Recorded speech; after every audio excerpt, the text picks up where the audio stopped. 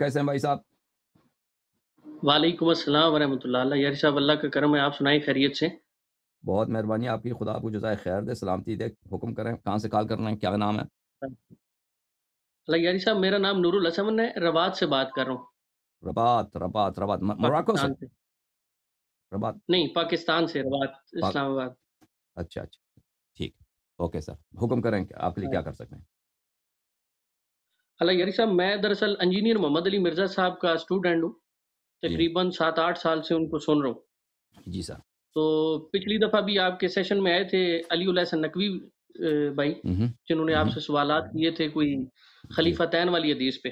جی سر. وہ دراصل میں ہی ہوں جس نے انجینئر صاحب سے سوال کیا تھا. تو اس کا انہوں نے پھر مجھے جو ہے نا ان کے سیشن میں جا کے میں نے ان سے سوال کیا تھا، انہوں نے مجھے جواب کچھ ٹوٹا پھوٹا دیا. کیونکہ میں تو جو ہے نا انجینئر صاحب کو شروع سے سن رہا ہوں، وہ کہتے ہیں کہ اللہ کے نبی علیہ السلام نے خلیفہ صرف قرآن کو چھوڑا تھا. تو یعنی کہ 7 سال سے میں بھی اسی لائن پہ تھا. مجھے پھر ایک دوست نے، ایک شیعہ دوست نے مجھے ایک مسند احمد کی حدیث بھیجی، 11395 نمبر حدیث، جس میں نبی علیہ السلام فرما رہے ہیں کہ میں تم میں 2 خلیفہ چھوڑ کے جا رہا ہوں. خلیفتین کے الفاظ موجود تھے. تو میں یہ حدیث لے کے انجینئر صاحب کے پاس پہنچ گیا، یعنی کہ ان کا ایک بلال چینل ہے، اس پہ جا کے میں نے کوشچن کیا ان سے. تو ہفتے بعد ان کا جواب آتا ہے، انہوں نے جواب دیا. کچھ انہوں نے اعتراض کیا کہ یہ حدیث جو ہے نا، اس میں شریک بن عبداللہ جو ہے نا القاضی، یہ جو ہے نا جی مدلس ہے اور ان سے روایت کر رہا ہے. تو میں نے جو ہے نا پھر ان کو، یعنی کہ جو میرے پاس علم تھا، میں نے ان کو پھر اس کے متبادل جواب بھی دیا تھا کہ اس کی جو ہے نا سما ثابت ہے امام بخاری کی کتاب میں. انہوں نے، امام بخاری نے خود اس کا سما ثابت کیا ہے شریک کا رکین کے ساتھ نا. میری کال ڈراپ تو نہیں ہوگی؟ نہیں آپ کی آواز آ رہی ہے. نہیں آپ کی آواز آ رہی ہے، آپ کی صحیح ہے، سب جا رہے. جی تو اللہ یاری صاحب میرا سوال یہ تھا کہ میں نے ابھی انجینئر صاحب نے بہرحال مجھے دعوت بھی دی ہے اپنے پاس آنے کی. تو انشاءاللہ میرا کل کا پروگرام ہے ان کے پاس جانے کا. تو میرا آپ سے سوال یہ تھا کہ یہ جو مجھے کچھ ان کی باتوں سے یوں لگا کہ انہوں نے کہا کہ ہر حدیث کی جو ہے نا، یعنی کہ ہر حدیث کا سماع ثابت کرنا ہوتا ہے. ایسا یعنی کہ کوئی اہل سنت میں کوئی مطلب ہے کوئی اس طرح کا اصول حدیث کہ ہر حدیث کا آپ نے سماع ثابت کرنا ہے، یعنی کہ راویوں کا، کہ ایک دفعہ اس کے ساتھ سماع ثابت ہو گیا تو وہ پھر وہ کافی نہیں ہوتا؟ ایک تو میرا یہ سوال ہے. شریک بن عبداللہ القاضی کی رکین کے ساتھ وہ کہتے ہیں کہ اس حدیث جو یہ 11395 نمبر ہے، اس میں ان کا سماع ثابت نہیں ہے. میری آواز شاید آپ تک آ رہی ہے. آواز آ رہی ہے. آواز آ رہی ہے. جی آپ نے کیا چینج کیا؟ میری آواز مجھے واپس آ رہی ہے. میری آواز مجھے واپس آ رہی ہے. دراصل وہ میرے سے، آپ کاٹ کے دوبارہ آ سکتے ہیں؟ جی میں آ سکتا ہوں 2 سیکنڈ. Okay thank you. تو یہ سوال پوچھ رہے ہیں حدیث ہے خلیفتین کے متعلق. اس کے متعلق ہم نے کافی شافی وافی بات کی ہے پچھلے حلقے میں، پچھلے جلسے میں. تو اب ان کے ذہن میں کیا رہ گیا؟ وہ جتنے انہوں نے جو ایک ہی سوال کیا کہ ہر حدیث کے لیے سماع ثابت کرنے کی ضرورت ہوتی ہے، تو ان کو دوبارہ واپس آنے دیں، میں اس کا جواب دے دیتا ہوں. جی بھائی، اور مزید کوئی سوال ہے اس حدیث کے متعلق؟ جی اللہ یاری صاحب، یہ اصل میں مجھے پچھلی دفعہ آپ میں نے ان کے ساتھ کیا نام ہے اس کے ساتھ علی الحسن، انہوں نے سوال کیے تھے. میں نے ان ساتھ اس کے جتنے شکوک و شبہات تھے میں نے ان کا جواب دے دیا تھا، اور محدثین کے تصحیح وغیرہ دراصل میرا کل میں نے دکھایا تھا اس کو. تھوڑا انہوں نے مجھے بلایا ہے تو میرا جانا تھوڑا ضروری ہے، کیونکہ میں ان کا بہت پرانا اسٹوڈنٹ ہوں. شاید جب انہوں نے شروعات کی ہے تب سے میں ان کو سن رہا تھا، لیکن مجھے اعتراض نہیں آپ کسی کے پاس جا رہے ہیں. آپ میرا بات یہ، آپ نے علی الحسن نے کال کیا تھا پچھلے ہفتے، آپ نے سنا وہ سب کچھ؟ جی اللہ یاری صاحب کافی حد تک سنا ہے میں نے. آپ نہیں، کافی حد تک درست نہیں ہوتا نا. جب اس نے کال کیا ہے، اس نے آپ کی باتیں اس نے کی ہے. تو اس نے 4-5-6 سوال کیے تھے، تو میں نے ان کے 4-5-6 سوال کا جواب دے دیا تھا اس سیشن میں، اس کے ساتھ کافی ٹائم بھی لگا تھا 1 گھنٹے کا، اور جی جی سب بتا دیا۔ بہرحال میں دوبارہ تکرار کرنے سے میں نہیں، مجھ میں تذبذب نہیں ہے، لیکن سوال یہ تھا کہ آپ نے صحیح پوری نہیں سنی بات میری، ٹھیک ہے نا؟ یہی کہہ رہے ہیں؟ جی جی بالکل ایسے ہی ہے۔ اور اصل میں مزید مجھے کیا وہ آپ کو مزید کیا سوال سوال ہے؟ صحیح انہوں نے پہنچایا نہیں ہے اللہ یاری صاحب، انہوں نے جو آپ کو ہوں، سوال ہے نا مین، وہ یہ تھا کہ انجینئر صاحب کی باتوں سے یہ لگ رہا تھا، وہ کہنا یہ چاہ رہے تھے کہ ہر حدیث کا آپ نے سما ثابت کرنا ہوتا ہے، مطلب ہے ہر حدیث ٹھیک ہے، کا۔ میں جواب دے دوں گا اس کا، اور مزید کچھ نہیں ہے ہاں جی آ، اس کے، اور مزید سوال ہے، صرف ہاں ایک ہی جی، سوال ہے اس حدیث کے متعلق؟ بس اسی حدیث کے متعلق سوال ہے، کیونکہ میں جب میرے تک یہ حدیث جب پہنچی ہے میں تو کافی پریشان ہوں، ظاہر ہے میں تو شروع سے سن رہا تھا، اور وہ کہہ رہے تھے جی اللہ کے نبی نے صرف قرآن کو دیکھیں خلیفہ چھوڑا ہے۔ میرے بھائی، آپ دیکھیں جی کوئی بھی شخص کوئی جملہ بولتا ہے نبی کریم صلی اللہ علیہ وآلہ وسلم کے متعلق، انہوں نے یہ کیا ہے یا یہ نہیں کیا ہے، ٹھیک ہے نا؟ جی جی ہم تو اس زمانے میں نہیں تھے، ہم شاہد نہیں تھے، تو اس کے لیے دلیل کی ہوں ضرورت ہوتی ہے، چاہے وہ کہیں کہ انہوں نے کیا ہے، چاہے کہہ دیں نہیں کیا ہے، دونوں کے لیے دلیل کی ضرورت ہوتی ہے۔ اگر اس زمانے میں ہم ہوتے جی بھی جی پھر بھی دلیل کی ضرورت ہوتی ہے۔ دلیل کیا ہوتا ہے؟ مشاہدہ، ہم دیکھ لیتے بھائی کہ انہوں نے کیا کیا ہے، کیا نہیں کیا۔ لیکن اگر دلیل نہیں ہے تو آپ کسی چیز کو نسبت دیتے ہیں اور ایک چیز دوسری چیز کو نفی کرتے ہیں دلیل کے جی بغیر، جی تو یہ ہوتا ہے افتراء علی النبی صلی اللہ علیہ وآلہ وسلم، نبی کریم صلی اللہ علیہ وآلہ وسلم پہ جھوٹ باندھنا، اور یہ بے قطعاً شک بلا شک متواتر احادیث میں ہے کہ یہ شخص جہنمی ہے اور یہ شخص کافر ہے، یہ جہنمی ہے، خالد جہنم میں رہے گا، اور خالد جہنم میں وہی شخص رہتا ہے جو کافر ہوتا ہے۔ ہوں یہ حد در حقیقت یہ منکر رسول ہے، ایسا شخص جو ایک ایسی بات کو نبی کریم صلی اللہ علیہ وسلم سے نسبت دے دیتا ہے جو سچی نہیں ہے، اور ایک ایسی بات کو نبی کریم صلی اللہ علیہ وسلم سے نفی کرتا ہے جو سچی ہے، ٹھیک ہے نا؟ اب یہ شخص ہوں آپ کا جو ہے، تو اللہ یاری صاحب، وہ انجینئر صاحب نے جب میں نے ان سے یعنی کہ دوبارہ کاؤنٹر کویشچن کیا اس جو حدیث کے متعلق نا، جب انہوں نے جواب آیا تو میں نے دوبارہ اسی چینل پہ جا کے ان سے سوال کیا، انہوں نے مجھے دعوت دی، لیکن اس سے پہلے انہوں نے کچھ اس حدیث پہ اعتراضات کیے۔ وہ اعتراضات یہ تھے کہ یہ کہنے لگے کہ جی شیخ، ایک میں نے اس حدیث کے جو ریفرنسز دیے تھے نا ان کو، کہ جو ہے نا ان کو علماء نے، امام ایسمی نے جید کہا ہوا ہے اس حدیث کو، اور اس کے بعد پھر انہوں نے کہا کہ جی شیخ زبیر علی زئی کی میں ان کو تحکیم بھیجی اس حدیث پر، انہوں نے بھی سما ثابت کیا ہوا تھا رکین کا، تو اس پہ کہنے لگے کہ جی انہوں نے جہاں جہاں رکین کا سما ثابت ہے شریک کے ساتھ وہاں وہاں انہوں نے لکھا ہے، اور جہاں نہیں ثابت جو ہے نا وہ انہوں نے ساتھ فٹ نوٹ پہ لکھا ہے اس حدیث کے نا۔ اب یعنی کہ ان کا کہنے کا مطلب ہی یہ تھا کہ ہر حدیث کا سما ثابت کرنا پڑتا ہے۔ اب بھائی یہ بھائی کوئی سمجھ گیا، تو اصول اہل سنت کے ہاں ہے؟ آپ کیوں اپنی بات تکرار کر رہے ہیں نا؟ مجھے بات کرنے دیں، آپ اپنی بات کو جی تکرار جی کر رہے ہیں، حکم آپ کریں۔ میری بات سنیں، دیکھیں میں نے آپ کے لیے قاعدہ پیش کیا کہ اگر آپ کہتے ہیں کہ نبی کریم صلی اللہ علیہ وسلم نے فلان کام کیا ہے یا فلان کام نہیں کیا ہے، تو اگر ہوں، آپ کے پاس دلیل نہیں ہے، تو آپ جھوٹے ہیں اور نبی کریم صلی اللہ علیہ وسلم پہ افتراء باندھ رہے ہیں، اور یہ جہنم میں خلود کا سبب ہے، اور یہ کفر کی دلیل ہے۔ اور آپ کے یہ مستری صاحب جو یہ باتیں کرتے ہیں نا کہ نبی کریم صلی اللہ علیہ وسلم نے صرف قرآن کو خلیفہ بنایا، تو قرآن کے علاوہ دوسرے کو خلیفہ نہیں بنایا ہے، یہ افتراء ہے نبی کریم صلی اللہ علیہ وسلم پر۔ یہ کوئی چھوٹی ہوں، موٹی بات نہیں ہے کہ آپ کہتے ہیں کہ نبی کریم صلی اللہ علیہ وسلم نے کسی کو خلیفہ جانشین نہیں بنایا۔ جی جی نبی کریم صلی اللہ علیہ وسلم کی شریعت قیامت تک جانے والی ہے، سب سے اہم مسئلہ، نزاعی مسئلہ امامت ہے، جانشین ہے، کسی کو جانشین نہیں بنایا، کسی کو جانشین نہیں بنایا۔ تو پہلی بات یہ ہے کہ آپ نبی کریم صلی اللہ علیہ وآلہ وسلم نے کسی کو جانشین نہیں بنایا، اس کی دلیل کیا ہے؟ دلیل دکھائیں، کس نے کہا کہ کسی کو جانشین نہیں؟ کوئی حدیث ہے، کوئی روایت ہے کہ ہم کہتے ہیں نبی کریم صلی اللہ علیہ وسلم نے فلان کام نہیں کیا؟ اس کے لیے دلیل کی ضرورت ہوتی ہے۔ وہ دوسری اللہ طرف یاری صاحب بات وہ سنیں، بات سنیں، دوسری طرف وہ ثابت احادیث کہ انہوں نے جانشین بنایا ہے، تصریح کی ہے جانشینی پر، صرف حدیث خلیفتین تو نہیں ہے، اس کے علاوہ مزید احادیث ہم آپ کی خدمت میں پیش کریں گے۔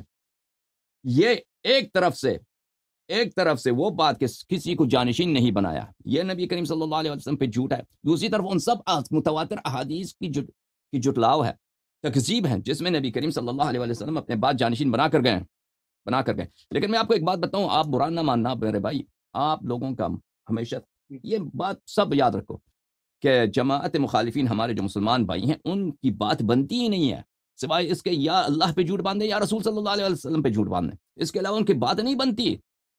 اور اقبح القبائح کو، یعنی بدترین چیزوں کو، مسئلہ امامت پہ ان کی انکار ان کو کہاں تک لے جاتی ہے کہ اقبح القبائح کو رسول پاک صلی اللہ علیہ وسلم سے نسبت دیتے ہیں. اب قرآن کریم سب کو پتہ ہے، میری باتیں ہوئی کہ قرآن کریم نبی کریم صلی اللہ علیہ وسلم کے زمانے میں جمع نہیں ہوا تھا.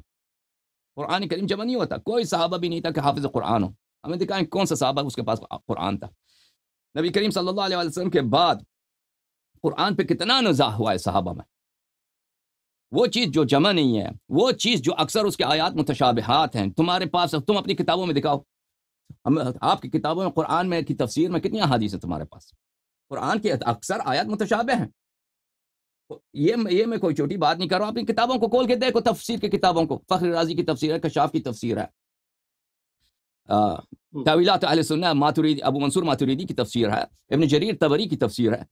ہر آیت میں بسم اللہ سے لے کر ہر آیت میں، بہت کم آیات میں لیں گے کہ اس میں کئی ایک اقوال نہ ہوں ایک ہی آیت کی تفسیر میں.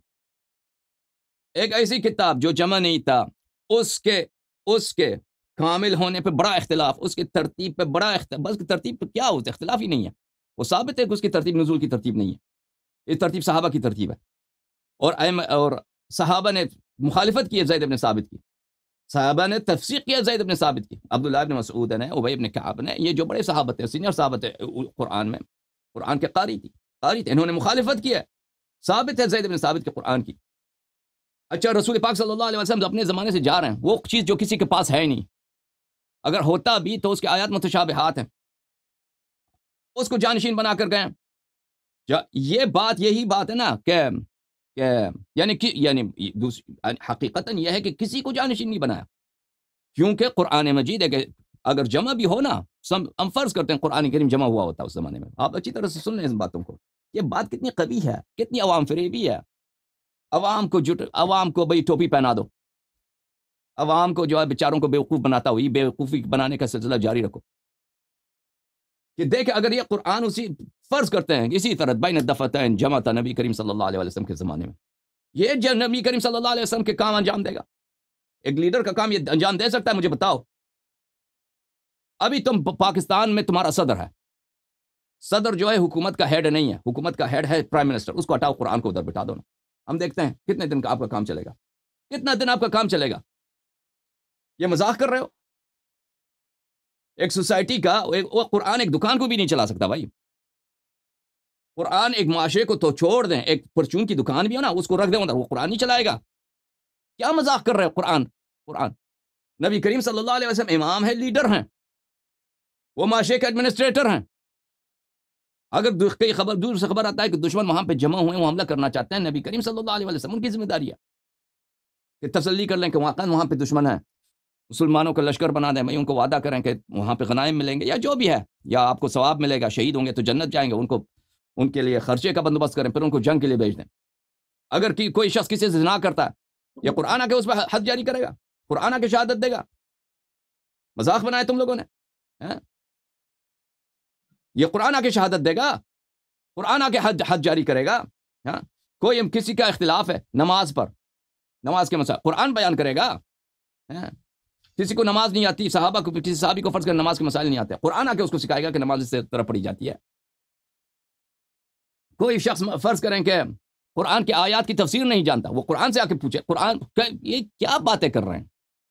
نبی کریم صلی اللہ علیہ وسلم قرآن، عزیزو یاد رکھو، قرآن ایک پرچون کی دکان بھی نہیں چلا سکتا. میں قرآن کی بے عزتی نہیں کر رہا. قرآن مجید ایک اللہ کا کلام ہے، اس کی اپنی شان ہے، اس کی اپنی عظمت ہے، لیکن صرف ایک کتاب ہے. ایک کتاب ہے، اللہ کا میسج ہے. وہ نبی کریم صلی اللہ علیہ وسلم کی جگہ نہیں لے سکتا. خلیفہ یعنی جانشین، اس کی جگہ پر بیٹھ کر، اس کی مسند پر بیٹھ کر اس کا کام چلانے والا. ایک جگہ پہ مثلا فرض کریں ایک ہائی اسکول کا ٹیچر ہے، ہائی اسکول میں وہ فرض کریں وہ کیا پڑھاتا ہے؟ انگلش پڑھاتا ہے. اب اس کی انتقال ہو جاتی ہے، آپ جا کے قرآن کو رکھ دو اس کی جگہ پر. یہ کیا، یا کوئی شیکسپیئر کا کتاب ادھر رکھ دو. یہ باتیں بے وقوفانہ، احمقانہ، بالکل جو اپنے عوام کو، مسلمانوں کے دلوں میں قرآن کے لیے ایک تعظیم ہے، ایک تکریم ہے، ایک توقیر ہے، ان کو اس طرح بیوقوف بناؤ کہ نبی کریم صلی اللہ علیہ وسلم نے، تو پھر تو نبی کریم اگر نے واقعی یہ کیا ہے کہ کسی کو جانشین نہیں بنایا، صرف قرآن کو بنایا، تو یہ تو بڑی ہی ظلم ہے امت پر، کیونکہ امت کو کس کی ضرورت ہے؟ امت کو خلیفے کی ضرورت ہے، جانشین کی ضرورت ہے۔ اگر ایک ہائی اسکول میں وہاں کے ایک انگلش کا ٹیچر ہے وہ مر جاتا ہے، بچوں کو کس کی ضرورت ہے؟ لازمی بات ہے کہ دوسرے ٹیچر لے کے آؤ، بچوں کو انگلش پڑھا تو ہے۔ اللہ جی سر، صاحب سوری، وہ میں آپ کی بات کاٹوں، انہوں نے اس کے متعلق بھی فرمایا نا کہ وہ اہل بیت کدھر ہیں، یعنی کہ قرآن تو ہمارے پاس گھروں میں موجود ہے، تو اس ٹائم اگر اللہ کے نبی نے خلیفہ بنایا تھا تو وہ خلیفہ کدھر ہیں؟ بلکہ انہوں نے قرآن سامنے کر کے نا بڑا ویڈیو، اس طرح انہوں نے ویڈیو میں قرآن کر کے کہا جی کہ اہل بیت کدھر ہے، سامنے اہل لائیں۔ بیت کدھر ہے؟ ٹھیک ہے، یہ دوسرا سوال ہے، یہ دوسرا سوال ہے۔ جی اس زمانے میں قرآن جی بھی کسی کے گھر میں نہیں تھا، ٹھیک ہے نا، ہم نبی کریم صلی اللہ علیہ وسلم کے زمانے کی بات کر رہے ہیں، ان کی وفات کی بات کر رہے ہیں، اس زمانے میں قرآن کسی کے گھر پہ نہیں تھا۔ لیڈر کو ضروری نہیں ہے کہ کسی کے گھر پہ ہو، وہ کہاں ہے، یہ دوسرا سوال ہے۔ پہلی بات یہ ہے کہ انہوں نے جانشین بنایا یا نہیں بنایا، اس سوال کا جواب دیا جائے نا، پھر آپ پوچھیں گے کہ وہ لیڈر کون اس کون کا ہے، وہ لیڈر اس کہاں کا ہے؟ اللہ یاری صاحب وہ جواب دیتے ہیں نا، وہ بخاری کی روایت لے کے آتے ہیں نا، وہ جو حضرت عمر نے کہا کہ جی اللہ کے نبی نے کسی کو خلیفہ نہیں بنایا تھا تو میں بھی جو ہے نا کسی ہوں کو خلیفہ ہوں نہیں بناؤں گا، جی ہاں، بلکہ ایک 6 رکنی کمیٹی بنائی ہاں، تو وہ سارا اسی معاملہ حدیث کو میں آپ کو دکھانا چاہتا ہوں، بخاری میں بھی ہے، مسلم میں بھی ہے، اس میں آگے کیا ہے، اس میں آگے کیا ہے، بخاری میں آگے میں اس میں عمر نے جب کہا تھا کہ نبی نے کسی کو خلیفہ نہیں بنایا تھا، میں کسی کو خلیفہ نہیں بناتا، آگے کیا اس میں آپ کو دکھاتا ہوں، وہ یہ ہے، اس مسلم میں ہے، مسلم میں ملاحظہ فرمائیے، جی مسلم میں یہ ہے، دیکھیں یہ مسلم ہے، جلد نمبر 5، ترجمہ وحید الزمان، یہاں پر صفحہ نمبر کون سا ہے، 116، باب الاستخلاف و ترک، خلیفہ بنانا اور خلیفہ نہ بنانا، دیکھ رہے ہیں نا، نظر آ رہا ہے آپ کو، جی جی خلیفہ بنانا جی جی آ رہا ہے۔ اور خلیفہ نہ بنانا، خلیفہ بنائیں یا نہ بنائیں، تو یہاں پہ روایت دیکھ لیجئے، میں اختصار کے ساتھ عرض کر رہا ہوں کہ عبداللہ ابن عمر جی کہتا ہے میں نے اپنے والد کے پاس گیا، میں نے ان سے کہا کہ لوگوں سے میں نے سنا ہے، لوگوں سے ایک بات سنی تو قسم کھائی کہ آپ سے ضرور اس کا ذکر کروں۔ اس کو کس سے کہہ رہے ہیں؟ عبداللہ ابن عمر اپنے والد سے، یعنی عمر بن الخطاب سے یہ بات کہہ رہے ہیں کہ لوگ کچھ باتیں کر رہے ہیں تو میں نے قسم کھایا کہ وہ آپ کو ذکر کروں۔ وہ کہتے ہیں آپ کسی کو خلیفہ نہیں کریں گے اور آپ کا کوئی اور نہیں کریں گے، یا اب اس کا اپنا جملہ شروع ہو رہا ہے، اگر آپ کا کوئی چرانے والا اونٹوں کا یا بکریوں کا، پھر وہ آپ کے پاس چلا آوے اور ان اونٹوں یا بکریوں کو چھوڑ دیں، ٹھیک ہے نا، کہہ رہا ہے کہ اگر آپ کا ایک چرواہا ہے، اس کی ذمہ داری آپ نے رکھا جی ہے کہ بھئی یہ میرے اونٹ ہیں، میرے یہ گدے ہیں، یہ جو میرے بکریاں ہیں، ان کو آپ چرائیں، تو وہ اس کو صحرا میں چھوڑ کے آپ کے پاس چلا آتا ہے، وہ زیادہ عرصے کے لیے نہیں، مثلا ایک دن کے لیے آ جاتا ہے آپ کے پاس، وہ بھی وہ چر رہے ہیں صحرا میں، تو آپ یہ سمجھیں گے کہ وہ جانور برباد ہو گئے ہیں، اس صورت میں وہ جانور برباد ہو گئے ہیں۔ آدمیوں کا خیال تو بہت زیادہ ضروری ہے، یہ تو جانوروں کی بات ہو رہی ہے۔ عبداللہ ابن عمر اپنے والد سے کہہ رہے ہیں کہ آپ تو کسی کو خلیفہ نہیں بنانا چاہ رہے، لیکن اگر آپ کے ایک چرواہا وہ اس طرح نہیں کہ مستقل چلا جائے ہمیشہ کے لیے، پرماننٹلی نہیں، ایک دن کے لیے بھی آ جائے نا، بکریوں کو اس نے صحرا میں چھوڑ دی، کھیتی میں چھوڑ دی، تو آپ کہیں گے کہ یہ تو اس نے ضائع کر دی میرے جانوروں کو۔ انسانوں کا خیال تو بہت ضروری ہے، میرے اس کہنے سے ان کو خیال ہوا اور ایک گھڑی تک سر جھکاتے رہے، پھر سر اٹھایا اور کہا، اچھا یہاں پر ترجمے میں سے انہوں نے ایک جملہ ہٹایا ہے، قال فوافقہ قولی، یہ ان ترجمے والے وحید الزمان اس جملے کو ہٹا دیا ہے۔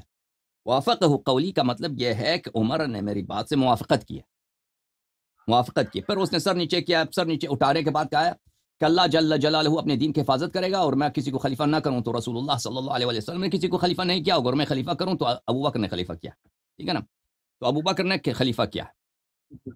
کہنے کا مقصد یہ ہے کہ اب عمر نے خود اعتراف کیا ہے، اور اس کے بیٹے نے کہا ہے کہ اگر کوئی چرواہا ہے وہ جانوروں کو ایک دن کے لیے بھی چھوڑ دیتا ہے بغیر کسی خیال رکھنے والے کا، تو آپ یہی کہیں گے کہ اس نے خیانت کی ہے، اس نے غداری کی ہے۔ یہ تو انسانوں پورے اسلامی معاشرہ ہے، یہ تو اس سے زیادہ اہم ہے، آپ اس کو چھوڑ کے جا رہے ہیں بغیر کسی لیڈر کے، تو عمر نے اسے موافقت کی، اور یہ بات جو ہے نا خوب ہے عدم استخلاف، کہ کوئی شخص چلا جائے اس کے لیے کوئی جانشین تعین نہ کرے، اور کوئی طریقہ بھی نہ بتائے کس طرح سے تعین کرو، اور کوئی وہاں پر کوئی میکانزم بھی نہ رکھے، اور یہ بھی پتہ ہو کہ بعد میں اس مسئلے پہ اختلاف بھی ہوگا، تو اور پتہ بھی ہے کہ ان کو امام کی سخت ضرورت ہے، اس معاشرے کو امام کی سخت ضرورت ہے۔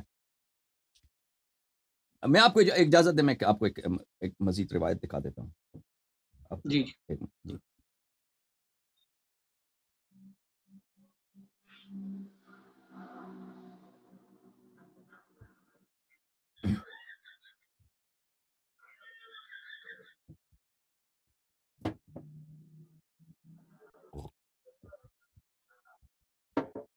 دیکھیں کہ کس طرح مسلمانوں کو امام کی ضرورت ہے نبی کریم صلی اللہ علیہ وآلہ وسلم کے بعد۔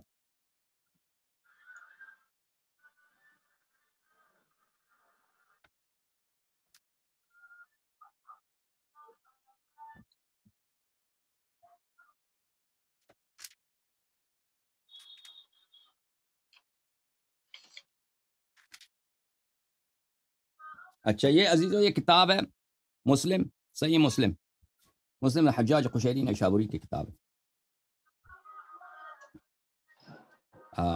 ملاحظہ فرمائی، صحیح مسلم ہے، یہاں پر چھاپ دار الفکر، یہاں پر صفحہ نمبر 184 میں، یہ صفحہ نمبر 184 کتاب الحیث میں باب التیمم ہے، باب التیمم۔ یہاں پر یہ حدیث ہے، حدیث نمبر 368۔ عبد الرحمن ابن ابزہ اپنے والد سے روایت کرتے ہیں کہ ایک شخص عمر کے پاس آئے، اس نے کہا انی اجنبت فلم اجد ماء، میں جنب ہو گیا ہوں، مجھے پانی نہیں ملا۔ اچھا اس کا حکم قرآن میں بہت واضح ہے، ان کنتم جنبا فطہروا، بلے وان کنتم جنبا او لامست او ان کنتم مرضى او لامستم النساء فتیمموا صعیدا طیبا۔ قرآن مجید کا واضح حکم ہے کہ اگر تم مریض ہو، یعنی پانی آپ کے لیے مضر ہے، ضرر دے رہا ہے، یا لامستم النساء، تم نے عورتوں کے ساتھ جماع کیا ہے، لمس کرنا یہ کنایہ ہے قرآن مجید کا، اس سے جماع کرنے سے، کہ اگر آپ جنب ہیں، اس کے متعلق مفسرین کے بہت سارے باتیں ہیں کہ لامستم النساء سے مراد یہی ہے کہ اگر آپ جماع کرتے ہیں اپنے خاتون کے ساتھ، پانی نہیں ہے، فتیمموا صعیدا طیبا، پاک مٹی سے تم تیمم کرو، یہ قرآن کی واضح فرمان ہے۔ اچھا تو اس شخص نے، اس مسلمان کو نہیں پتا تھا کہ پانی نہیں ہے تو میں نماز کے لیے کیا کام کروں، تو عمر نے اس کو کیا حکم دیا، قال لا تصلی، اس کے بجائے کہ اس کو بولتا کہ تو تیمم کر، اس کو بولا نماز ہی چھوڑ دے۔ عمار نے اس سے کہا کہ کیا آپ کو یاد نہیں ہے کہ میں اور آپ، ہم ایک لشکر میں تھے، اور اس زمانے میں عمر خلیفہ تھا، یعنی یہ سوال جواب جو ہے خلافت کی بات ہو رہے ہیں۔ ہم، عمار نے کہا یاد نہیں ہے کہ ہم دونوں ایک لشکر میں تھے، تو ہم دونوں جنب ہو گئے تھے، تو اس وقت بھی آپ نے نماز نہیں پڑھی تھی، لیکن میں نے زمین پہ، مٹی پہ میں نے اپنے آپ کو لوٹے ماری تھی میں نے۔ تو نبی کریم صلی اللہ علیہ وسلم کے پاس جب میں آیا تو انہوں نے کہا کہ ہم دونوں سے، انہوں نے فرمایا کہ کافی تھا تیرے لیے کہ ہاتھ کو مٹی پہ مارتے اور چہرے پہ ملتے اور کفوں پہ مالتے، تو ہاتھوں پہ مالتے، یہ آپ کے لیے تیمم کے لیے کافی تھا۔ تو عمر نے اس سے کہا کہ اتق اللہ یا عمار، اللہ سے ڈرو، اللہ سے ڈرو۔ اچھا یعنی یہ تو اس نے، عمار نے تو کوئی غلط بات نہیں کی، عمار نے سنت رسول صلی اللہ علیہ وسلم بتایا، عمار نے وہ حکم جو قرآن مجید میں موجود ہے بتایا، اور تیمم کا طریقہ بھی بتایا کہ رسول پاک صلی اللہ علیہ وسلم نے ہمیں تیمم کا طریقہ بتایا۔ اس کے باوجود عمر کو، اب اس کو غرور تھا، پتہ نہیں جو بھی تھا، اس نے وہ الٹا عمار کو کہہ رہا ہے کہ تو اللہ سے ڈر، حالانکہ اس نے خود قرآن کے خلاف حکم دیا ہے، تو اس کو خود اللہ سے ڈرنا چاہیے تھا۔ بات یہاں پر یہ ہے کہ دیکھیں خلیفہ ہے، خلیفہ بننے کے بعد اس کو تیمم نہیں آتی، تو مسلمانوں کو نبی صلی اللہ علیہ وسلم کے بعد ایک ایسا شخص جو نبی صلی اللہ علیہ وسلم کے علم کا حامل ہو، وہ مسلمانوں کو سکھائے، ان کے لیے گائیڈ کرے، ان کو پڑھا دے، ان کو سمجھا دے، کیونکہ نبی کریم صلی اللہ علیہ وسلم تو مسلمانوں کے ساتھ صرف 23 سال تھے، 23 سال، لیکن اکثر مسلمان جو ہے آخر میں مسلمان ہوئے تھے، نبی کے آخر 2-3 سال میں مسلمان ہوئے تھے، ان کو اسلام کا اتنا پتہ نہیں تھا۔ یہ عمر ہیں، یہ جو پرانے مکے میں مسلمان ہوئے تھے، ان کو تیمم کا نہیں معلوم، اگر تیمم کا معلوم ہے اس کے باوجود وہ خلاف النص فتویٰ دے رہے ہیں، یہ تو پھر یہ ومن لم يحكم بما انزل اللہ، اگر اس کو پتہ ہے اس آیت کا، اس کے باوجود فتویٰ دے رہا ہے، نبی کا سنت بھی معلوم ہے کہ پانی نہیں ہے تو تیمم کرو، اس کے باوجود یہ فتویٰ دے رہا ہے، تو پھر تو واضح ہے کہ کیا بات۔ تو بہرحال میرے بھائی، تو نبی کریم صلی اللہ علیہ وسلم کے بعد اس بات میں کوئی شک ہی نہیں ہے، ان کی جانشین کی ضرورت ہے۔ اب اسلام دین کامل ہے، یا تو نبی کریم صلی اللہ علیہ وسلم نے کسی کو اپنا جانشین معین کیا ہے، کہا کہ فلاں میرے جانشین ہے، جیسے وہ ہمیشہ کرتے تھے، وہ جتنے غزوے پہ گئے ہیں، پتہ ہے آپ کو، کسی بھی غزوے، مجھے دکھائیں کہ کسی غزوے پہ وہ گئے مدینے پہ کسی کو جانشین معین نہ کیا ہو، اگر چاہیے تو میں تمام غزوات آپ کو دکھاتا ہوں، اور میں یہ بھی دکھاتا ہوں کہ کس غزوے میں گئے، کس کو جانشین معین کیا، یا کوئی لشکر انہوں نے بھیجا ہو کسی کو امیر معین نہ کیا ہو. یہ کبھی ہوا ہے؟ کبھی ہوا ہے ایسا کسی لشکر کہیں بھیجا ہو اس کو امیر معین نہ کیا ہو؟ کبھی ایسا نہیں ہوا. نہیں بالکل ایسا نہیں. بالکل. اب وہ دنیا سے ہمیشہ کے لیے جا رہے ہیں، کسی کو تعین نہیں کیا بھائی. اور سب سے اختلافی مسئلہ بھی یہی ہے مسلمانوں میں، جس پہ شروع اور سب میں اختلاف جو پیدا ہوئے ہیں فروعات میں امامت کی وجہ سے پیدا ہوئے ہیں. دوسرے اختلافات بھی اسی سے منشعب ہیں. عقائد میں جو اختلافات ہیں، اصول فروع میں جو اختلافات ہیں، اسی کے اس کے باوجود نبی کریم صلی اللہ علیہ وسلم نے کسی کو تعین نہیں کیا. یہ ایک ایسی قبیح بات ہے جو مولوی مرزا صاحب نسبت دے رہے ہیں کس سے؟ رسول اللہ صلی اللہ علیہ وسلم سے. نہ صرف ان سے، اللہ سے بھی نسبت دے دیا جا رہا، اللہ سے بھی نسبت دیا جا رہا ہے ایک قبیح کام کو. یہ بھائی آپ کرسچن سے بھی پوچھیں نا، وہ کہہ دیں گے، وہ یہودی نصرانی وغیرہ، وہ نبی صلی اللہ علیہ وآلہ وسلم کو وہ نبی نہیں مانتے، لیکن ان کو بہت ہی عاقل شخص مانتے ہیں، بہت مدبر شخص، حکیم شخص مانتے ہیں، دور اندیش شخص مانتے ہیں. اس لیے یہ لوگ کہ بہت عظیم شخص انسان تھے دنیائی لحاظ سے، وہ کہتے ہیں وہ ان کے نزدیک نبی نہیں ہے. تو یہ کام جو ایک چرواہا نہیں کر سکتا، خود عمر اعتراف کر رہا ہے کہ ایک چرواہا جانوروں کے ساتھ کر دے تو اس نے ظلم کیا ہے. تو اسی کو یہ نسبت دے رہے ہیں کہ رسول پاک صلی اللہ علیہ وآلہ وسلم نے اب پورے، اور نہ صرف انہوں نے، نہ اللہ نے بھی، قرآن نے بھی پورے امت کے ساتھ کیا. یعنی اگر یہ کہنا کہ نبی کریم صلی اللہ علیہ وسلم نے صرف قرآن کو خلیفہ بنایا، میرے بھائی انور الحسن بھائی سنیں، میں نے کہا عرض کی خدمت، قرآن ہمارے سر آنکھوں پر، قرآن پہ ہماری جان فدا، قرآن کے ایک ہر حرف پہ ہماری جان فدا. اللہ کا کلام ہے، اس کی بے احترامی کرنا کفر ہے. لیکن میرے بھائی یہ بات بدی ہے، قرآن ایک پرائمری اسکول کو بھی نہیں چلا سکتا. آپ کسی دن ٹیچر کو کمرے سے نکال دینا پرائمری اسکول میں، اسکول کو چھوڑیں، ایک کلاس روم میں جہاں پہ 10 بچے پڑھ رہے ہیں نا، وہاں پہ قرآن کو رکھ دیں کہ یہ آپ کو پڑھا دے گا، یہ جو ہے وہ کنٹرول کرے گا کلاس کو. وہ کچھ بھی نہیں کرے گا بھائی. قرآن میں چیز یہ کام ہی نہیں ہے قرآن کے، کیا مذاق بنا ہے؟ قرآن کا یہ کام نہیں ہے کہ وہ نبی صلی اللہ علیہ وآلہ وسلم کے فرائض انجام دے دے، لیڈر کے فرائض انجام دے دے. یہ کہنا کہ اللہ رسول اور اللہ تعالیٰ نے صلی اللہ علیہ وآلہ وسلم اور اللہ جل عظمتہ نے قرآن کو جانشین بنایا ہے، یعنی کسی کو جانشین نہیں بنایا ہے. یعنی وہی بات کہ امت پہ ظلم کیا ہے، اور یہ بالبتاہا وہ باطل بات ہے. اگر مثلا میں آپ کی خدمت میں عرض کروں کہ کوئی ایڈمنسٹریٹر ہے کسی ہاسپٹل کا، وہاں پہ 1-2 ڈاکٹر اگر نکل جاتے ہیں تو اس کی ذمہ داری ہے کہ اس کی جگہ پہ ایک دوسرے ڈاکٹر کو لگا دے وہاں پر. اگر وہ کسی کو نہیں لگاتا، وہاں پہ مریض بھائی مر رہے ہیں، ایمرجنسی روم میں مریض مر رہے ہیں، وہاں پہ نرسوں کو نہیں آتا، نرس ہیں وہ نرس ہیں، ڈاکٹر نہیں ہیں. لیکن وہ جو ہاسپٹل کا جو چیف ایڈمنسٹریٹر ہے، اس کی ذمہ داری ہے کہ بھائی ڈاکٹر اگر یہاں سے چلے گئے ہیں، وہ کام نہیں کرتے، تو فوراً ڈاکٹر کی تلاش کریں کہ یہاں پہ لگا دے. اگر وہ ڈاکٹر کی تلاش نہیں کرتا، وہاں پہ نہیں لگاتا، وہاں پہ مریض مر جاتے ہیں، کس کی ذمہ داری؟ وہ ایڈمنسٹریٹر کی ذمہ داری ہے کہ بھائی اس نے وہاں پہ ڈاکٹر نہیں لائے. کوالیفائڈ ڈاکٹر لانے چاہیے جس طرح وہ مریضوں کی جان بچا دے. اسی طرح نبی کریم صلی اللہ علیہ وسلم دنیا سے جا رہا ہے، وہ ہمیشہ کے لیے جا رہا ہے، وہ ایک لیڈر ہے. اس کے بعد لیڈرشپ کے فرائض کون انجام دے گا؟ یہ اللہ کی ذمہ داری ہے. یہ جا رہا ہے تو اس کی جگہ پہ لگا دے، کسی شخص کی تعین کر دے. اچھا، تو پھر اللہ تعالیٰ نے تعین کی ہے، اور رسول اللہ صلی اللہ علیہ وآلہ وسلم نے اس بات کو اپنے احادیث میں بیان کیا. حدیث ثقلین ہے، حدیث خلیفتی علی خلیفتی فی امتی. میں حدیث اگر آپ کو مل جائے تو میں وہ دکھا دیتا ہوں آپ کی خدمت میں. وہ بھی حدیث صحیح ہے جی وہ صحیح سند کے ساتھ مروی ہے.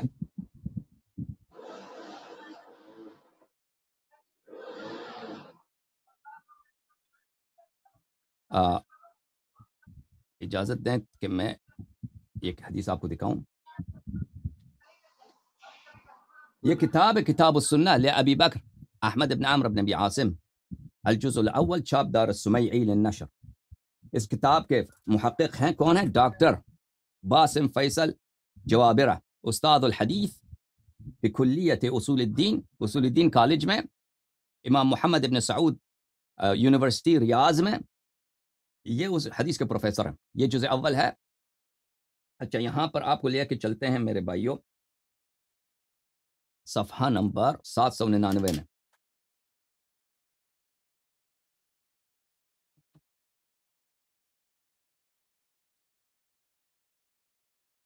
یہ صفحہ نمبر 799 ہے. یہ حدیث دیکھیے، حدیث 1222 عن ابن عباس نے روایت کیا، قال رسول اللہ صلی اللہ علیہ وآلہ وسلم، رسول اللہ صلی اللہ علیہ وآلہ وسلم نے اپنے بھائی امیر المؤمنین علیہ السلام سے اس طرح فرمایا، انت منی بمنزلت ہارون من موسیٰ، تو میرے سے وہی رتبہ رکھتا ہے جو ہارون موسیٰ سے رکھتا ہے. ہارون موسیٰ سے صریح قرآن کا لفظ اخلفنی فی قومی، میرے قوم میں تو میرا خلیفہ ہے. اخلفنی فی قومی، تو میرے قوم میں میرا خلیفہ ہے. وہی نسبت جو ہارون کو موسیٰ علیہ السلام سے تیرا مجھ سے ہے. الا انک لست، مگر یہ کہ آپ جو ہیں لست نبیا، نبی نہیں ہیں. وانت خلیفتی فی کل مؤمن بعدی، اور آپ میرے جانشین ہیں. انت خلیفتی، نور الحسن بھائی کٹ کے آپ کا ملا دیں گے. وانت خلیفتی فی کل مؤمن بعدی، آپ ہر مؤمن میں میرے بعد میرے جانشین ہیں. حاشیہ نمبر 1، اسنادہ حسن، اسنادہ حسن، رجالہ رجال الشیخین، اس کے رجال سب رجال شیخین ہیں، غیر ابی بلج واسمہ یحییٰ ابن سلیم ابن بلج. قال الحافظ صدوق ربما اخطأ وله شواہد ستأتی. اس کا اسناد حسن نہیں ہے، اس کا اسناد صحیح ہے. اب وقت نہیں ہے کہ میں اس کا صحت ثابت کروں، کبھی انشاءاللہ تبارک تعالی وقت ملے تو میں صحت ثابت کروں گا. رسول پاک صلی اللہ علیہ وآلہ وسلم نے، یہ صحیح حدیث ہے، مخالفین کے کتاب میں موجود ہے، انت خلیفتی فی کل مؤمن بعد، من بعد، میرے بعد ہر مؤمن میں آپ میرا خلیفہ ہیں. اب یہی حدیث البانی کے ہاتھ لگا نا، وہ مجبور ہوا ہے کہ اس حدیث کے الفاظ کو چینج کریں. وہ اپنے کتاب ظلال الجنہ میں بے نہایت بے شرمی کے ساتھ اس حدیث کے الفاظ کو چینج کر دیتا ہے. کہتا ہے اس نہ کہ تحقیق کر کے مصادر سے نکال دیتا ہے، نہیں، کہتا ہے اس الفاظ کے ساتھ مان سے یہ حدیث صحیح ہے، یہ حدیث صحیح ہے، لیکن اس کے الفاظ میں اس طرح بدل دیتا ہوں. ٹھیک ہے نا؟ کیونکہ یہ البانی کو پتہ ہے کہ حدیث کس بات پہ دلالت کر رہا ہے. حدیث دلالت کر رہا ہے کہ یہ حدیث حجت ہے. امیر المؤمنین علیہ الصلاۃ والسلام اللہ کے نبی کریم صلی اللہ علیہ وسلم کے خلیفہ و جانشین ہیں. بلکہ میں وہ دکھا دیتا ہوں آپ کو، کوئی ایسی بات نہیں ہے. کتاب السنہ تالیف الحافظ ابن ابی عاصم، اور اس کے ساتھ ظلال الجنہ فی تخریج السنہ تالیف محمد ناصر الدین الالبانی، چھاپ المکتب الاسلامی. یہاں پر ملاحظہ فرمائیے عزیزو، صفحہ نمبر 565 میں آپ کو یہ حدیث دکھا دیتا ہوں.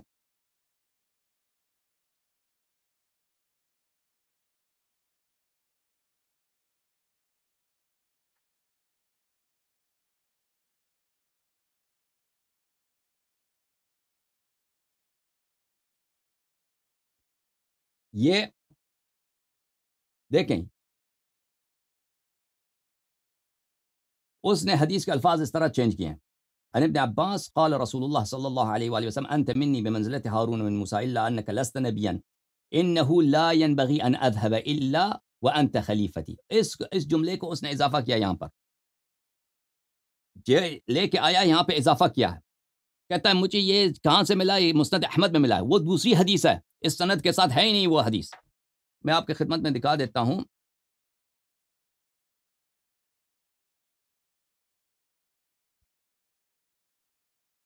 میں مسند احمد لے کے آؤں، ایک منٹ عزیزو.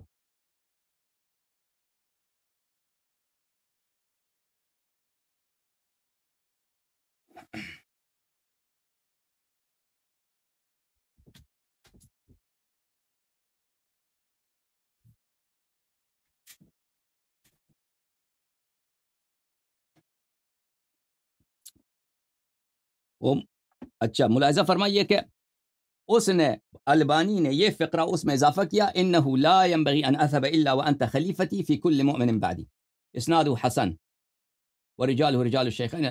یہاں پہ حاشیہ نمبر 1 میں کیا کہتا ہے؟ سقطت من الاصل، یہ اصل میں سے، اصل حدیث میں سے جو میں سے یہ زیادہ یہ ساقط ہو گیا تھا. مجھے مسند احمد سے ملا ہے، وہی زیادت ہامہ اذ بدونها یفسد المعنی کما هو ظاہر. اس زیادت کی وجہ سے حدیث کا معنی فاسد ہو جاتا ہے، امیر المؤمنین علیہ السلام کی جانشینی ثابت ہوتی ہے. تو اس لیے مجھے وہاں سے لانا پڑا. یہ کہاں سے لے کے آتا ہے اس کو؟ مسند احمد سے لے کے آتا ہے. میں مسند احمد میں یہ حدیث آپ کو دکھا دیتا ہوں کہ وہ اور حدیث ہے.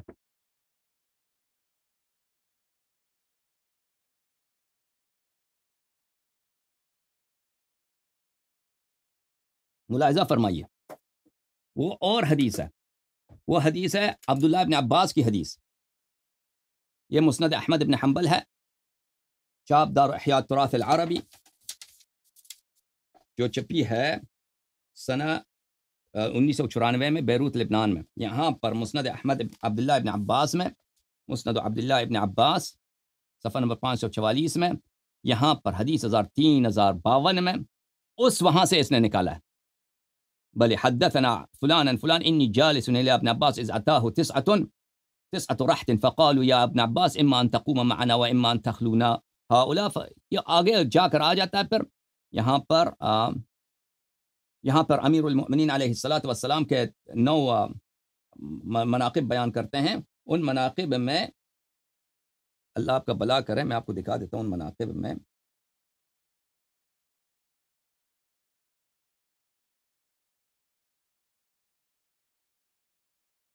وہ ان مناقب میں یہ ہے عزیزوں: وخرج بالناس في غزوة تبوك فقال له علي أخرج معك فقال النبي صلى الله عليه وسلم لا فبكى علي فقال له أما ترضى أن تكون مني بمنزلة هارون من موسى إلا أنك لست بنبي إنه لا ينبغي أن أذهب إلا وأنت خليفتي. وقال له رسول الله صلى الله عليه وسلم. پھر ابن عباس آگے جا کے کہتے ہیں رسول اللہ صلی اللہ علیہ وسلم نے فرمایا أنت ولي في كل مؤمن بعدي، أنت ولي في كل مؤمن من بعدي. تو اس کو البانی کو یہ پسند نہیں آیا، اس نے لفظ ولی بیچ میں سے اٹھا دیا. وہ دوسری حدیث ہے انت ولی من بعدی، انت خلیفتی فی کل مؤمن من بعدی، وہ اور حدیث ہے. وہ اس کو یہاں پہ جا کے اس نے لگا دیا. اور اس کے شاگرد جو ہیں بلے شیخ محمد فیصل الجوابرہ، وہ خود کہتے ہیں میں اپنے مقدمے میں، یہ کتاب السنہ ہے عزیزوں، ملاحظہ فرمائیے، کتاب السنہ ابی بکر احمد ابن ابی عامر ابن ابی عاصم، جز نمبر 1، چاپ دار السمیعی نشر. یہاں پر اپنے مقدمے میں ملاحظہ فرمائیے، بھلے میں آپ کو دکھا دیتا ہوں اپنے مقدمے میں.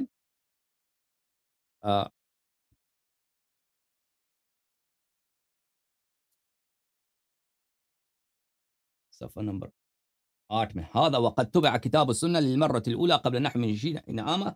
بلی کہتے ہیں آج سے 20 سال پہلے کتاب السنہ پہلی دفعہ چھپی ہے، اور اس کے ساتھ شیخ البانی کی تخریج جو ہے، شیخ البانی کی تخریج بھی چھپی ہے، میرے اس کے استاد ہے. فلما خرجت هذا الاحاديث وجدت فيها سقطا وتحريفا ليس بالقليل سواء في الاسانید والمتون. یہ خود جو ہیں البانی کے شاگرد ہیں، کہتے ہیں میں نے کتاب السنہ کو اس کے استاد البانی نے بھی تصحیح کیا، تخریج کیا، اور اس نے خود تخریج کیا. کہتے ہیں جب میرے استاد کی کتاب کو میں نے دیکھا، اپنے استاد کو، تو میں نے دیکھا کہ اس میں کتنے سقطات ہیں، کتنے غلطیاں ہیں، اور کتنے تحریف ہیں. اس نے تحریف کیا ہے احادیث کی، اور یہ کم نہیں ہے.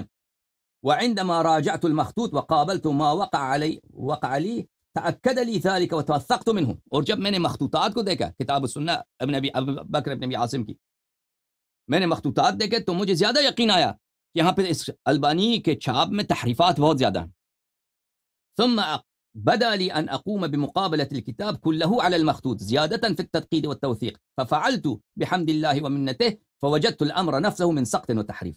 پھر میں نے البانی کی کتاب کو اول سے لے کر بائی بسم اللہ سے لے کر آخر تک میں نے مخطوطات کے ساتھ اس کا مقابلہ کرایا، تو میرے لیے ثابت ہو گئی کہ البانی کی کتاب میں بڑی تحریفات ہیں.